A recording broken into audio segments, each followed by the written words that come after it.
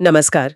आज हम एक ऐसी खबर पर बात करने वाले हैं। सामने जो सामग्री है वो एक ऐसे मामले पर है जिसने पूरे देश का ध्यान अपनी ओर खींचा था, उन्नाव रेप केस।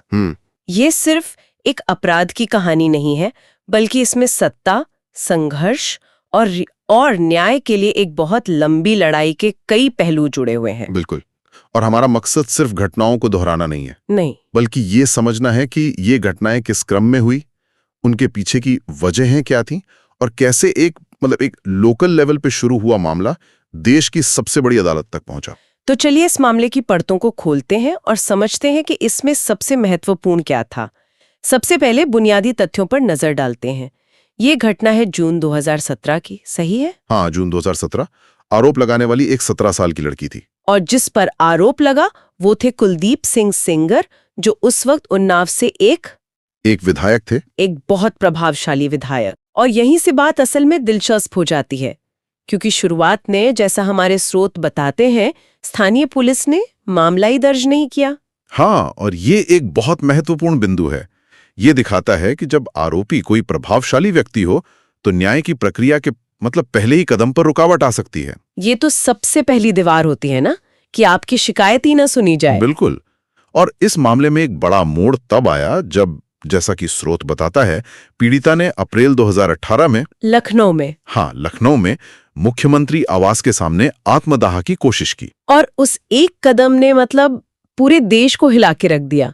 उसने मामले को लोकल से सीधे नेशनल लेवल पे पहुंचा दिया। एग्जैक्टली। वो एक तरह का बयान था कि अगर आप नहीं सुनेंगे तो दुनिया सुनेगी। लेकिन राष्ट्रीय स्तर पर ध्यान जाने के बाद भी मुश्किलें कम नहीं हुई, बल्कि शायद और बढ़ गईं।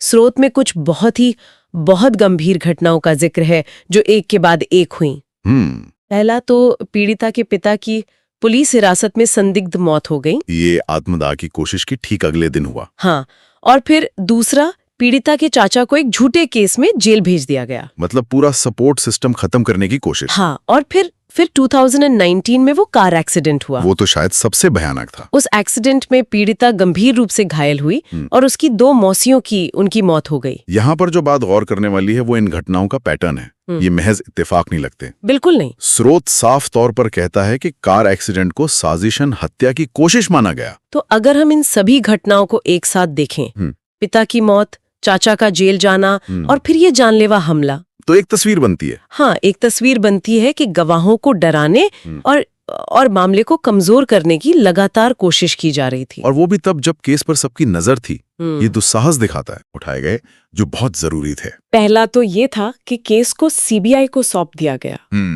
सीबीआई को सौंपने का मतलब था कि जांच अब एक सेंट्रल और एक स्वतंत्र एजेंसी करेगी, जिस पर लोकल दबाव का असर कम होगा। एक तरह से ये लोकल पुलिस पर अविश्वास दिखाना भी था, कह सकते हैं। और दूसरा, जो शायद और भी बड़ा कदम था, वो सुप्रीम कोर्ट ने उठाया। केस को उत्तर प्रदेश से बाहर ले जाने का आदेश। हाँ, सुप्रीम कोर्ट ने आदेश दिया कि ट्रायल उत्तर प्रदेश से बाहर दिल्ली की एक अदालत में चलाया जाए। ये बहुत बड़ा फैसला था। ये दोनों ही फैसले इस केस के लिए निर्णायक साबित हुए। ट्रायल को दिल्ली शिफ्ट करना ये सुनिश्चित करने के लिए था कि न्यायिक प्रक्रिया बिना किसी बाहरी प्रभाव या डर के पूरी हो सके।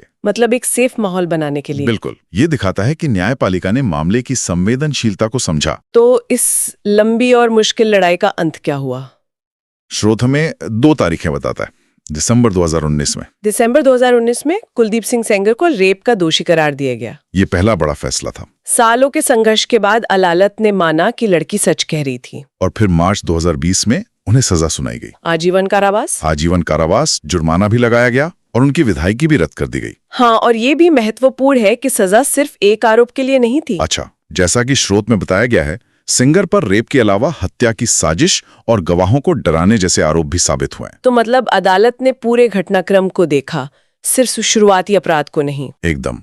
फैसला इस पूरे घटनाक्रम को संबोधित करता है, शुरुआती अपराध से लेकर न्याय प्रक्रिया में बाधा डालने की हर कोशिश तक। ये बहुत जरूरी है। स्रोत ये भी स्पष्ट करता है कि सिंगर अभी जेल में सजा काट रहा है और पीड़िता को सरकारी सुरक्षा और मुआवजा दिया गया है। तो ये उस कानूनी प्रक्रिया के समापन को दिखाता है। हाँ। तो ये थी उन्नाव केस की कहानी।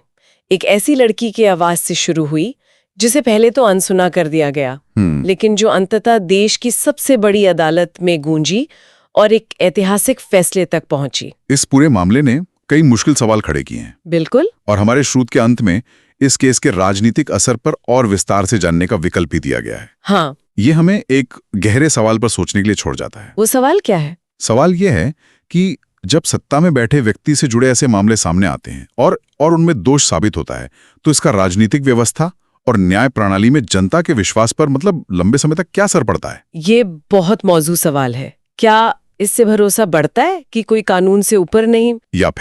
या फिर ये डर और गहरा होता है कि किसी ताकतवर से न्याय पाने के लिए एक इंसान को अपनी और अपने पूरे परिवार की जान दांव पर लगानी पड़ सकती है। ये एक ऐसा सवाल है जिसका जवाब शायद इतना आसान नहीं।